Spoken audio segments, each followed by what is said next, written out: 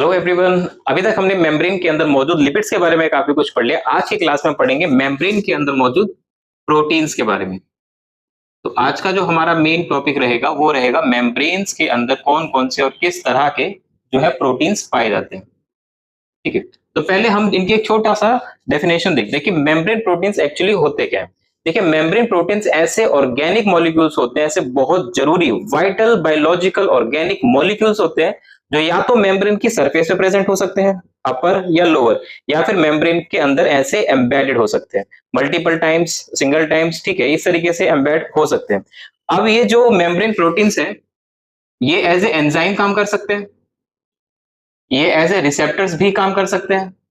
ठीक है, ये सिग्नल का ट्रांसडक्शन कर सकते हैं, सेल टू सेल कम्युनिकेशन में हेल्प कर सकते हैं, और अक्रॉस द मेम्ब्रेन मॉलिक्यूल का ट्रांसपोर्ट भी ये कर सकते हैं। ठीक है, तो मेनली हमारे जो मेम्ब्रेन प्रोटीन्स होते हैं वो होते कितने हैं और कितने टाइप के होते हैं, हम उनके बारे में जानते हैं। देखिए, मेम्ब्रेन के पास दो तरीके के प्रोटीन हो सकते हैं। पहले प्रोटीन है जिन्हें हम कह सकते हैं पेरिफेरल, और दूसरे जो प्रोटीन है उनको हम कह सकते हैं इंटीग्रल।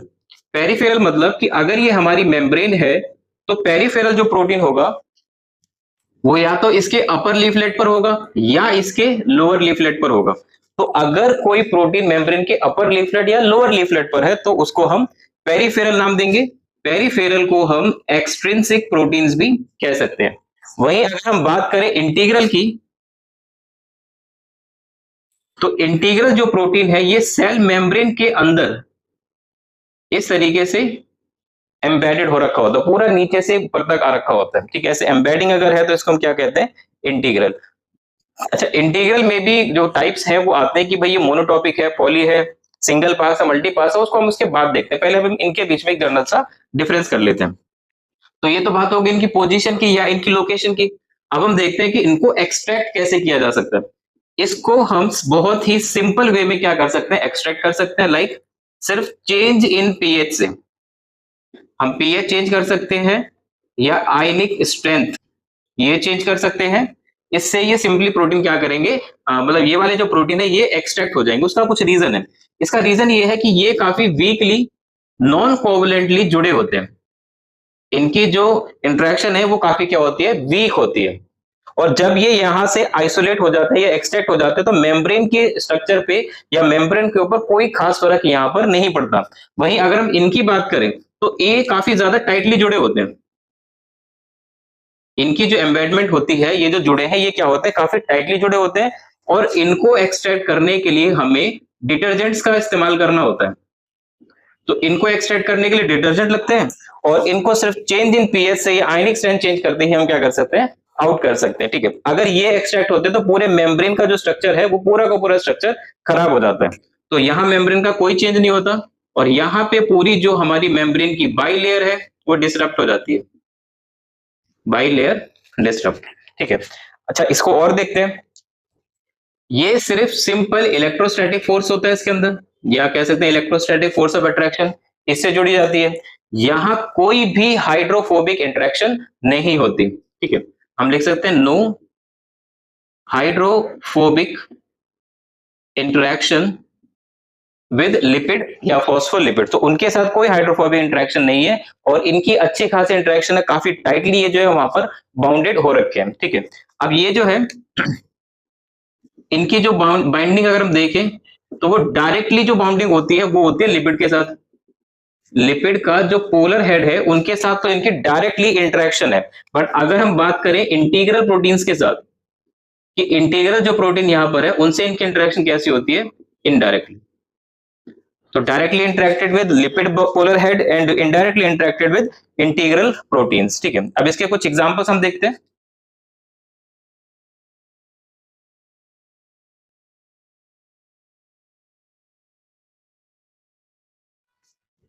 इसके सबसे ज्यादा जो कॉमन एग्जांपल है वो है स्पेक्ट्रिन।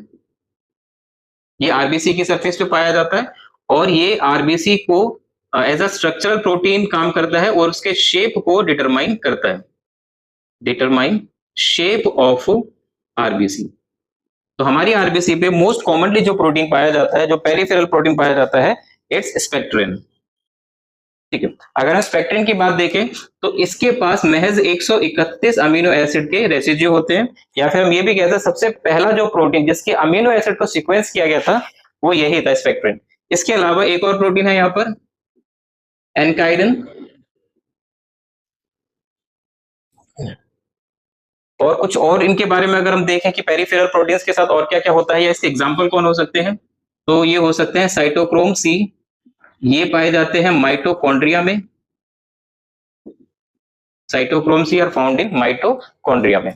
अच्छा, ये वाले जो प्रोटीन्स होते हैं ये सारे के सारे एम्फीट्रोपिक होते हैं। एम्फीट्रोपिक प्रोटीन्स वो होते हैं जिनके पास दोनों तरीके की इंटरेक्शंस होती हैं, हाइड्रोफिलिक भी और हाइड्रोफोबिक भी। इसके अलावा इनको हम रिवर्सिबल कह सकते हैं। रिवर्सिबल मतलब ये सेल मेम्ब्रेन के, मतलब मेम्ब्रेन पे भी हो सकते हैं और ये साइटोसोल पर भी हो सकते हैं। तो ये कुछ टॉपिक्स थे या फिर कुछ बातें थी हमारे पेरिफेरल प्रोटीन्स की। अब हम बात करते हैं कुछ इंटीग्रल प्रोटीन्स के बारे में।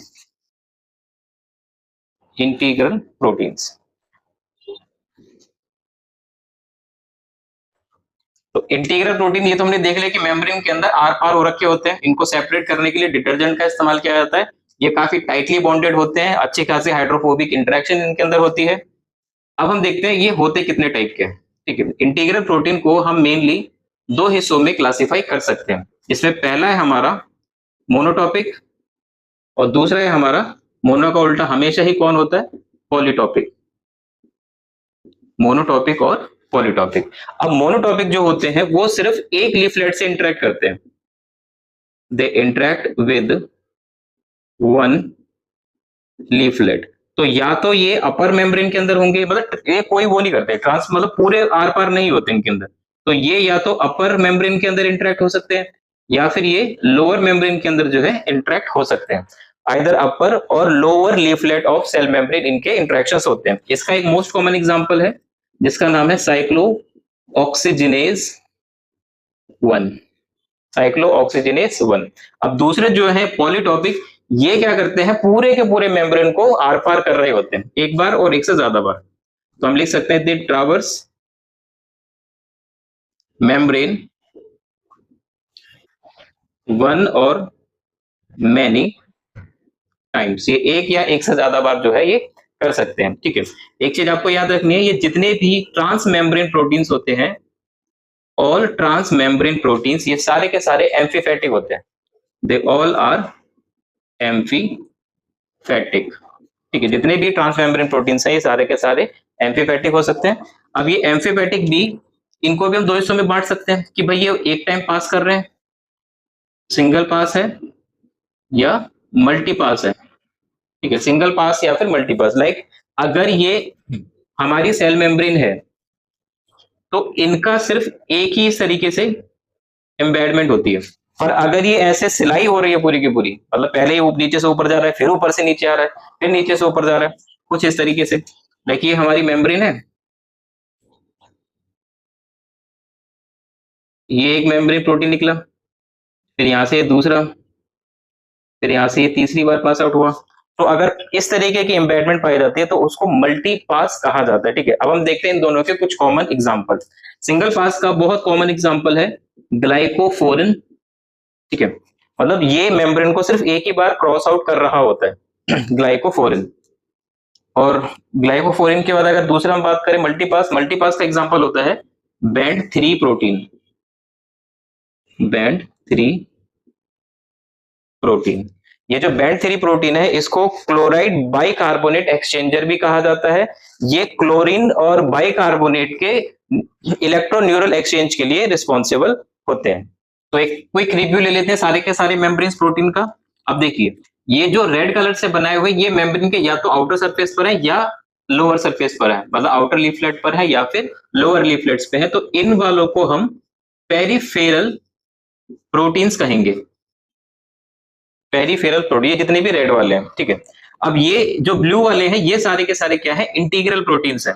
अब इंटीग्रल में ये वाला जो है ये दोनों इंटीग्रल है, पर इसे हम सिंगल पास कहेंगे, सिंगल पास ट्रांस मेम्ब्रेन। इसको मल्टी पास ट्रांस मेम्ब्रेन, ये मोनोटॉपिक हो जाएगा, ये पॉलीटॉपिक हो जाएंगे, monotopic integral, polytopic integral, single pass, transmembrane, multi pass, transmembrane. अच्छा एक ये वाले को और देखिए, ये वाला जो प्रोटीन है ये लिपिड के मॉलिक्यूल से क्या है, अटैच्ड है, तो इस वाले को लिपिड लिंक प्रोटीन का नाम दिया जाएगा। तो ये एक क्विक रिव्यू था कौन कौन से जो प्रोटीन्स हैं मेम्ब्रेन के सरफेस के ऊपर पाए जाते हैं। तो ये जो ट्रांसमेम्ब्रेन प्रोटीन्स होते हैं, ट्रांसमेम्ब्रेन प्रोटीन, इनकी एक सबसे अच्छी बात होती है ये वाला पोर्शन। तो जो ये वाला पोर्शन है इसको मेम्ब्रेन स्पानिंग सेगमेंट नाम दिया जाता है। और ये मेम्ब्रेन स्पानिंग सेगमेंट होता है दो तरीके का, अगर ये इस फॉर्म में है तो इसको नाम दिया जाता है अल्फा हेलिक्स, और अगर इस फॉर्म में इसको बीटा बैरल कहा जाता है, क्योंकि इसका शेप थोड़ा कैसा लगता है, बैरल जैसा। बैरल मतलब वो जो दारू के कनस्तर होता है समुद्री जहाज में लादे जाते हैं, उनके जैसा जो है इसका स्ट्रक्चर होता है। अब ये जो अल्फा हेलिक्स है इसके अंदर 21 से 26 हाइड्रोफोबिक अमीनो एसिड के रेसिड्यू होते हैं। वहीं अगर हम बीटा बैरल की बात करें तो यहां पर एंटी पैरेलल स्ट्रैंड होता है कम से कम 8 और मैक्सिमम 22। इसका एक मोस्ट कॉमन एग्जांपल है जिनको नाम दिया जाता है पोरिन्स। पोरिन्स का जो एग्जांपल है ये 11th क्लास से ही पढ़ाया जा रहा है, जिनको एक्वापोरिन्स या सिंपली पोरिन्स नाम दिया जा सकता है। इनका मेन काम होता है कि जो भी हाइड्रोफिलिक सॉल्यूट है, हाइड्रोफिलिक सॉल्यूट, उसको ये इंटरचेंज करने में या आने जाने में या ट्रांसपोर्ट कराने में हेल्प करते हैं। बट कंडीशन ये है कि उसका मॉलिक्यूलर वेट 600 डाल्टन तक होना चाहिए, उससे ज्यादा वाले को ये नहीं करते। इनकी स्टेबलाइजेशन के लिए हाइड्रोजन बॉन्ड्स बहुत ज्यादा रिस्पॉन्सिबल होते हैं। तो ये सारे तरह के प्रोटीन्स हमने पढ़ लिए। इसके बाद हमें लास्ट प्रोटीन और पढ़ना है जो होते हैं लिपिड लिंक प्रोटीन्स। लास्टली अब हम बात करने वाले हैं लिपिड लिंक प्रोटीन्स के बारे में कि लिपिड लिंक प्रोटीन कौन कौन से होते हैं। लिपिड लिंक्ड प्रोटीन्स, ठीक है। तो लिपिड लिंक प्रोटीन्स मेनली 3 तरीके के होते हैं, डिपेंड करता है ये बाइंड किसके साथ है। अगर ये किसी आइसोप्रीनॉइड कंपाउंड के साथ बॉन्डेड है तो इनको प्रीनाइलेटेड कहा जाएगा। प्रीनाइलेटेड जो बाउंड होते हैं ये बाउंड होते हैं आइसोप्रीनॉइड कंपाउंड से, ठीक है, आइसोप्रीनॉइड कंपाउंड से, जिसमें जो सिस्टीन रेसिड्यू होता है, सिस्टीन अमीनो एसिड का जो रेसिड्यू होता है उसके सी टर्मिनल से जुड़े होते हैं, ठीक है। और यहां पर जो बॉन्डिंग हो रही होती है उसको थायो ईथर लिंकेज या थायो ईथर बॉन्ड कहा जाता है, ठीक है। सेकंड टाइप की अगर हम बात करें कि अगर जो प्रोटीन है वो जुड़ा हुआ है किसी फैटी असाइलेटेड के साथ, ठीक है, फैटी असाइलेटेड के साथ।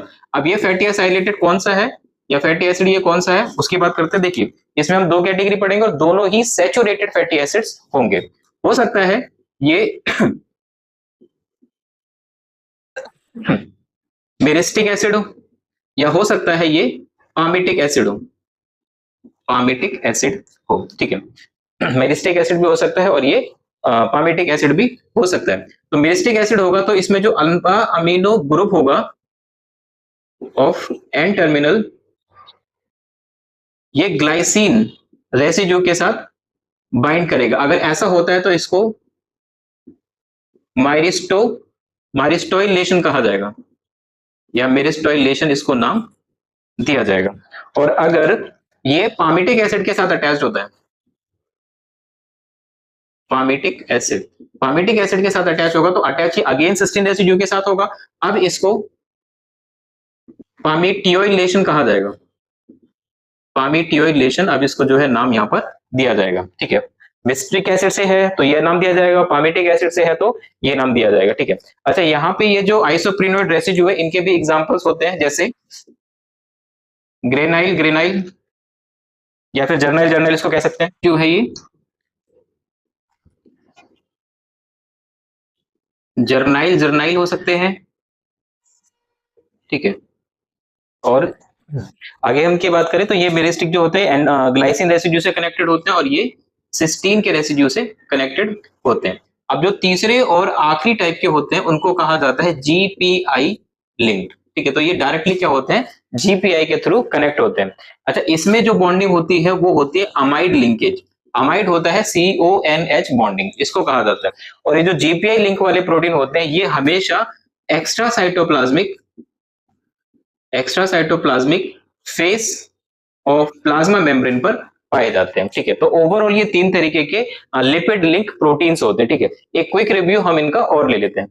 अगर ये आइसोप्रीन यूनिट से जुड़े हैं तो इस प्रोटीन को पाई रिलेटेड कहा जाएगा। ठीक है, इसकी जो अटैचमेंट साइट होती है वो सिस्टिक रेसिड्यू से जुड़ा होता है एट सी टर्मिनल। ठीक है, माइरिस्टिक एसिड से है तो इनको फैटी असाइलेटेड कहा जाएगा, पामिटिक एसिड से है तो अगेन फैटी असाइलेटेड ही कहा जाएगा। फर्क क्या है, यहाँ ग्लाइसिन रेसिड्यू है, यहाँ सिस्टीन रेसिड्यू है। ये सिर्फ एन टर्मिनल से कनेक्टेड होता है, ये सी या एन किसी भी टर्मिनल से कनेक्टेड होता है। लास्टली जीपीआई, तो इनको जीपीआई लिंक कहा जाएगा। ये कई तरीके के रेसिड्यू होते हैं बट सी टर्मिनल से कनेक्ट होता है। इसके अलावा अगर हम इनकी लोकेशन की बात करें तो ये तीनों इंट्रासेलुलर होते हैं, बस ये अकेला ही जो है ये होता है आउटर या एक्स्ट्रा सेलुलर। ठीक है, एक बार इनको डायग्रामेटिकली देख लेते हैं।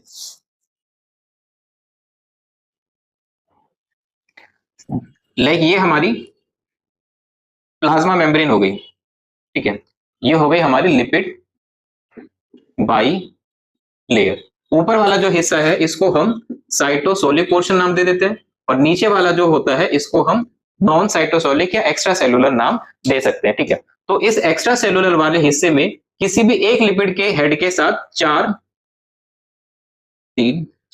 यहां पर कोर टेट्रासैकराइड कनेक्टेड होंगे।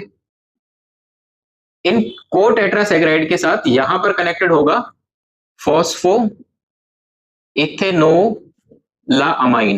ठीक है, अगर हम इसको थोड़ा स्ट्रक्चराइज करें तो यहाँ पूरे फॉस्फेट बॉन्ड की जगह हम सिर्फ P लिख देते हैं, CH2 और फिर यहां पर कनेक्टेड होगा GPI। ठीक है, कैसे, लाइक अगर ये प्रोटीन का स्ट्रक्चर है तो यहां बनेगा NH और ये C डबल बॉन्ड वाला स्ट्रक्चर, तो ये जो होगा हमारा ये होता है GPI। ठीक है, GPI इसको कहा जाएगा।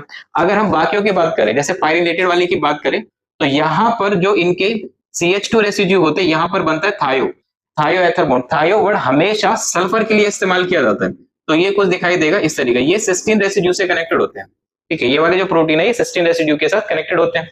अगर हम बात करें पामिटिक एसिड कैसे कनेक्ट होगा, तो ये लिपिड का मॉलिक्यूल है, यहाँ अगेन थायो एस्टर बॉन्ड क्रिएट हो जाएगा और ये सिस्टीन रेसिड्यू के साथ यहाँ पर कनेक्टेड होगा। अगर हम बात करें माइरिस्टिक एसिड वाले की, तो एक कार्बन ऑक्सीजन कार्बोनिल ग्रुप, ये नाइट्रोजन, ये H। ठीक है, तो ये ग्लाइसिन जो रेसिड्यू होता है उसके साथ ये वाला प्रोटीन कनेक्टेड होता है। तो ये ओवरऑल अब हमारा लिपिड की बाइलेयर के प्रोटीन्स हो चुके हैं और लिपिड्स भी हो चुके हैं, दोनों का हमने पढ़ लिया है। ठीक है, अगर आपको वीडियो पसंद आई हो तो प्लीज लाइक कीजिए, चैनल को सब्सक्राइब कीजिए और फर्दर लेक्चर्स के लिए चैनल से जुड़े रहना।